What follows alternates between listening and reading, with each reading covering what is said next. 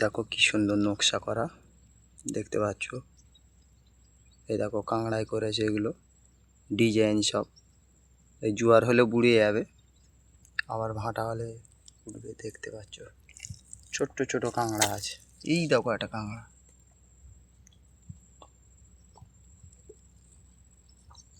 খুবই ছোট কাঁকড়া।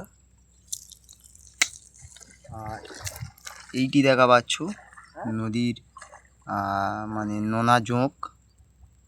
এই দেখো মাটির কালার পুরো।